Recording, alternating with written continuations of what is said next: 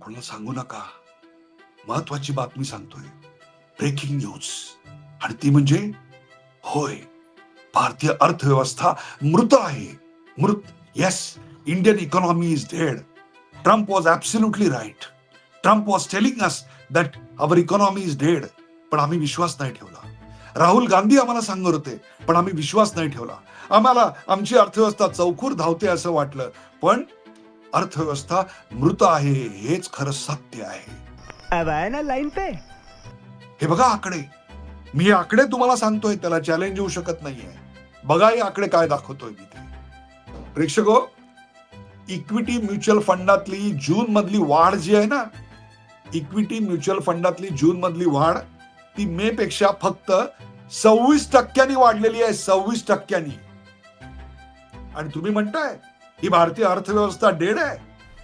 मजा आया और मैं ये जो मजा है हिंदुस्तान के हर व्यक्ति को देना चाहता हूं. SIP मधली जी गुंतवणूक आहे आपल्याकडची रिटेल इन्व्हेस्टर्सची, तुमच्या माझ्यासारखे जे फुटकळ छोटे गुंतवणूकदार असतात ना, त्यांची या क्वार्टर मधली जी गुंतवणूक आहे ना, ती एका महिन्याची 31,781 कोटी इतक्या विक्रमी रकमेची आहे. आणि आम्ही ऐकायचं ही अर्थव्यवस्था डेड आहे. आणि म्हणून तर मी सांगितलं, मी तुम्हाला आकडे सांगतोय, माझं मत सांगत नाहीये. हे आकडे काय दाखवते? MF मधली इथली प्रचंड गुंतवणूक, SIP मधली इतकी प्रचंड गुंतवणूक काय दर्शवते? हे पैसे काय आभाळात न पडले? कोणीतरी कष्ट करून मिळवले. म्हणजे याचा अर्थ इथे इकॉनॉमिक ऍक्टिव्हिटी चालू आहे, मॅन्युफॅक्चरिंग चालू आहे, सर्व्हिसेस चालू आहे, अर्थचक्र वेगाला फिरत आहे. म्हणून लोकांच्या खिशात पैसे येत आहेत आणि म्हणूनच ते गुंतवणुकीकडे वळत आहेत आणि गुंतवणुकीचे आकडे प्रचंड वाढत चाललेत. मग तुमच्या मनात येईल की फॉरेन इन्स्टिट्यूशननी या देशातनं जो इतका प्रचंड पैसा काढून नेला त्याचं काय? क्या बोलूं मैं इस पे? क्या बोलूं क्या मैं इस पे? मैं कुछ बोल ही नहीं सकता. जून हा तसा शेअर मार्केटसाठी काही चांगला महिना नव्हता. वॉर संपतंय असं वाटत असतानाच वॉर पुन्हा सुरू झालं. त्यामुळे पुन्हा एकदा एक प्रकारची अस्थिरता आली आणि मार्केटमध्ये व्हॉलॅटिलिटी होती. मार्केटला एक सर्टनिटी हवी असते. ही सर्टनिटी मात्र जून महिन्यामध्ये त्यांना काही मिळू शकली नाही. या देशाची अर्थव्यवस्था कशी आहे हे जर बघायचं असेल ना, तर आपल्याला गेल्या काही महिन्यातल्या SIPचा म्हणजे दर महिन्याला जे आपण ठराविक मुदतीची गुंतवणूक करत असतो, ठराविक रकमेची गुंतवणूक करत असतो, त्याच्यात किती वाढ झाली हे बघायला लागतं.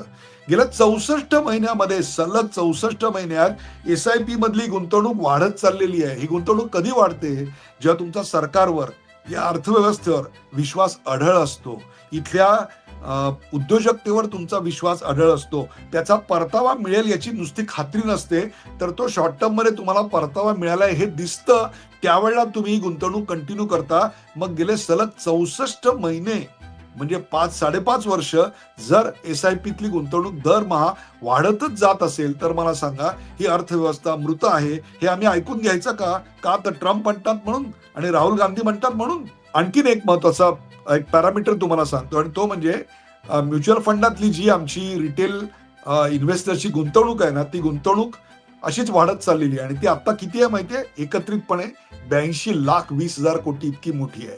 आणि आपल्याकडे फॉरेन इन्स्टिट्यूशन ज्या पैसे टाकतायत ना म्युच्युअल फंडामध्ये, त्यापेक्षा सुद्धा, फॉरेन इन्व्हेस्टर्स पेक्षा सुद्धा ही गुंतवणूक भारतीयांची, भारताच्या रिटेल इन्व्हेस्टर्सची आता MF मधला जो विश्वास आहे तो जास्त आहे. आणि तरी देखील आम्ही ऐकून घ्यायचं भारतीय अर्थव्यवस्था डेड आहे. म्युच्युअल फंडामध्ये जे मिड कॅप फंड आहेत ना, त्याची ग्रोथ 39%, आणि दुसरं म्हणजे फोकस लार्ज जे फंड आहेत त्याच्यातली ग्रोथ 30% वाढलेली आहे. ही ग्रोथ काय दर्शवते? भारतीय अर्थव्यवस्था डेड आहे. मे महिन्यामध्ये 725 कोटी रुपये ETF मधून काढले गेले म्हणून आपल्याकडे बोंबाबोंब झाली. अहो, पण जून मध्ये 3,425 कोटी आले, त्याची चर्चा कोण करणार? आणि तरी आम्ही ऐकायचं भारतीय अर्थव्यवस्था डेड आहे. खूप मोठ्या प्रमाणात गोल्ड ETF मध्ये गुंतवणूक होते. हे कशाचं लक्षण आहे? हे सगळे आकडे पाहिल्यानंतर आपल्या लक्षात येतं की भारतीय अर्थव्यवस्था किती मृत आहे आणि किती जिवंत आहे. प्रेक्षको, मी आकड्यांनिशी तुमच्याशी बोलतोय. हे आकडे तुम्हाला कसे वाटले मला जरूर सांगा. शेअर करा, सबस्क्राईब करा, पाहायला विसरू नका द उदय निगुडकर शो. आणि हो, असे नवनवीन विषय आम्हाला जरूर सुचवत चला.